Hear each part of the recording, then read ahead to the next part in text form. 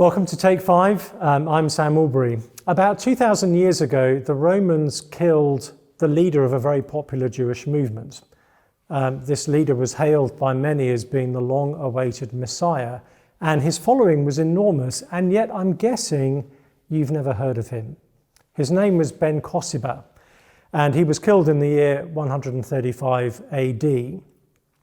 And for most of history, we'd never heard of him, and certainly there's no people today identifying as followers of Ben Kosiba. There's no religious movement called Ben Kosibianity.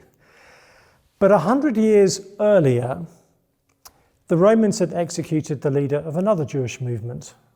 This one you have heard of. He was only active in public ministry for 3 years.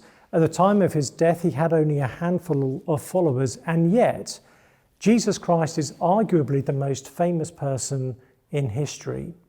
And the question is, why do we know him but not Ben Kosiba?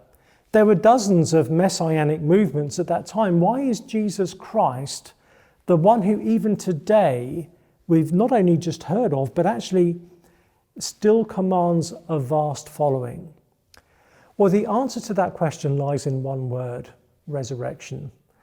The followers of Jesus at the time believed that he had come back from the dead. Those who followed him ever since have the same conviction. And it's something Jesus Christ claimed for himself. He said, "I am the resurrection and the life." Now, Jesus is saying a number of things in that claim. He is saying that there is such a thing as life beyond death. He's saying that God himself is not at peace with death in this world. And he's saying that that life beyond death is to be found in him. He doesn't say he has access to that resurrection life. He says he is that resurrection life. Now, we don't like to think about death for a number of reasons. It feels so uncertain. Shakespeare famously described death as the undiscovered country. It's a place we've got to go to, but we know virtually nothing about, and perhaps even whether it even exists. And so a lot of people will say, well, we can't know about it, and therefore it's just better not to think about it. Or we're uncomfortable with the fact that death is so final. One journalist wrote that he was terrified of death. He said, 200 years after I've died, no one will even know who I was. And then he said, who of us even knows our great-grandparents' names? But the fact is, we can't avoid death. There's a moment in the C.S. Lewis novel, That Hideous Strength, where the main character is suddenly confronted by the imminent reality of his own likely death. And there's a scene where he suddenly looks at his hand, his right hand, and it occurs to him that one day this will be the hand of a corpse. And after that, it will become the hand of a skeleton. It's a very arresting thought. If you look at your own hands now and think, one day these hands will be lifeless.